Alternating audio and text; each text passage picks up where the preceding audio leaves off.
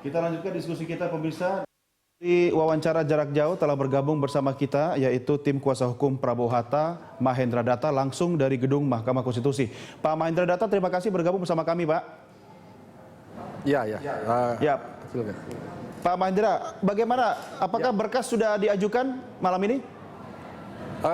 Berkas sudah siap, tentunya hanya ada masalah seremonial yang harus kita lewati, yaitu di mana saya mendapat kabar bahwa Pak Prabowo dengan Pak Hatta, juga dengan beberapa pimpinan parpol koalisi juga akan ikut mendampingi dalam rangka memberi semangat kepada kami. Yang perlu juga saya sampaikan di sini, kalau langsung saja daripada nanti berpanjang-panjang adalah pertama, bahwa kita ini adalah merupakan salah satu langkah hukum kita yang mohon digarisbawahi, bukan satu-satunya langkah, tapi salah satu langkah hukum kita dalam mengungkap betapa pihak Prabowo Hatta ini menemukan beberapa macam penyimpangan-penyimpangan atau merupakan suatu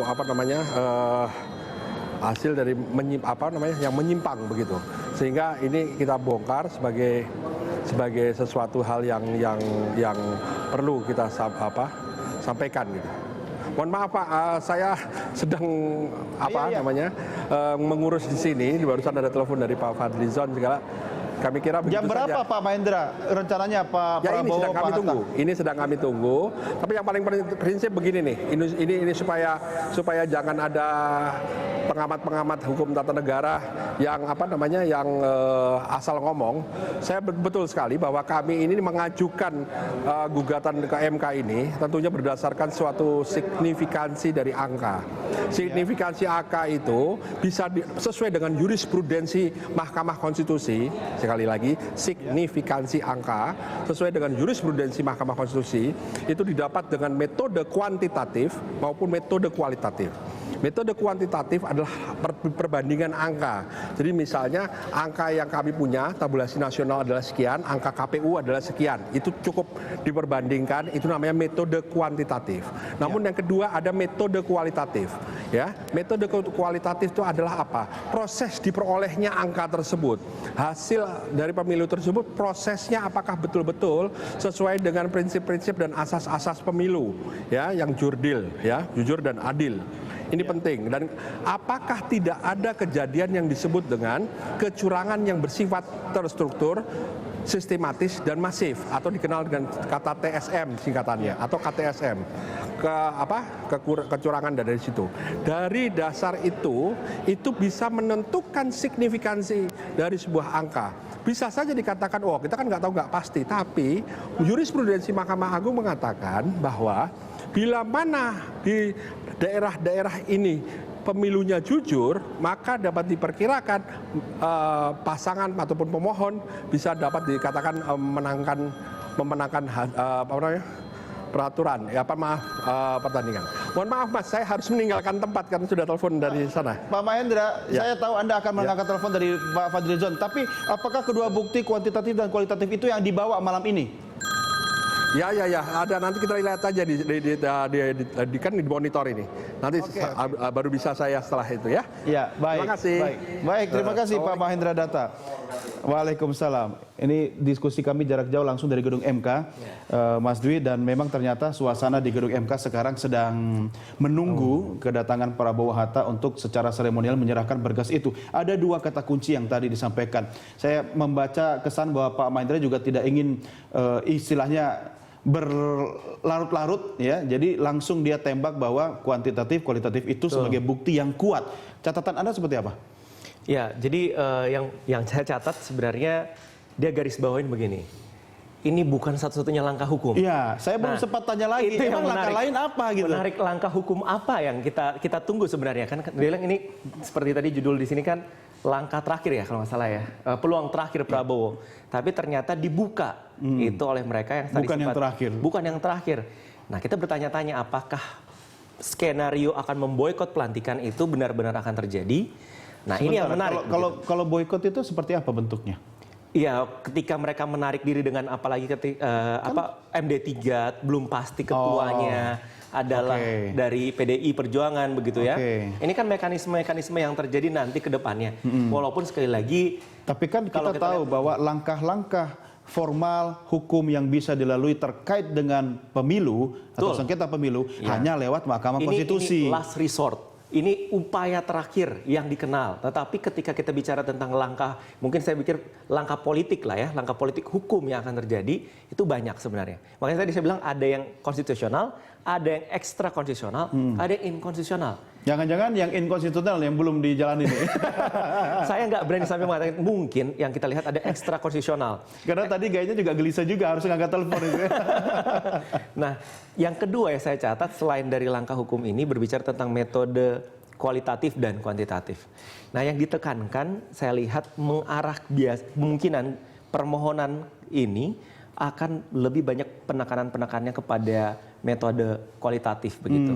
Ya, jadi kalau melihat tabulasi angka yang signifikansi angka yang sampai 8 juta itu susah sekali memang. Dan artinya memang akan takes time ya, makan waktu lama. Betul, dan kalau kita lihat ini memang gaya-gaya Pak Mahendra ini kan dengan tim Prabowo Hatta ini seperti apa, usaha all out lah, total football lah ya kan. Dan mungkin pihak terkait nanti akan catenaccio lah ya. Kalau total football berarti ini harusnya jangan dianggap sebagai langkah antara gitu kan. Iya, jadi ada lagi. Ada lagi. Saya belum mempunyai gambaran menurut pengalaman Anda atau catatan Anda sendiri, apakah langkah-langkah lain itu memang dimungkinkan secara konstitusi atau mungkin bagaimana menerjemahkan konstitusi dalam hal yang berbeda sehingga menurut tim Prabowo Hatta masih ada langkah konstitusional misalnya? Nah, di dalam kacamata hukum ada hukum yang tertulis konstitusi dan ada Convention of Constitutional. Ada yang tidak tertulis. Tersirat ini. Nah, contoh seperti begini. Kalau kita kenal dalam sejarah kita ada yang namanya maklumat. Maklumat 16 Oktober 45, tiba-tiba kekuasaan presiden yang begitu besar dikooptasi. Ada kudeta merangkak istilahnya. KNIP masuk akhirnya mengambil kekuasaan legislatif. Dan sekali lagi, apakah konstitusi diubah? Tidak. Undang-undang dasar diubah? Tidak. Tetapi semantik value-nya hilang. Nah, ini yang saya takutkan bisa terjadi. Dan pembenarannya pasti nanti bisa bilang aja, bisa dikatakan ini konvensi baru. Tidak tertulis di dalam undang-undang dasar, tetapi bisa bilang ini langkah hukum terobosan konvensi itu. Tapi sepertinya harganya mahal sekali kalau itu dilakukan. Karena yang dihadapkan adalah publik nantinya kan. Pendukung-pendukung dari pasangan capres-capres ini. Iya, dan kalau kita mau lihat jika itu berhasil, kalau kita bilang makanya ekstra konstitusional itu bisa saja terjadi dan kalau berhasil itu dianggap hukum.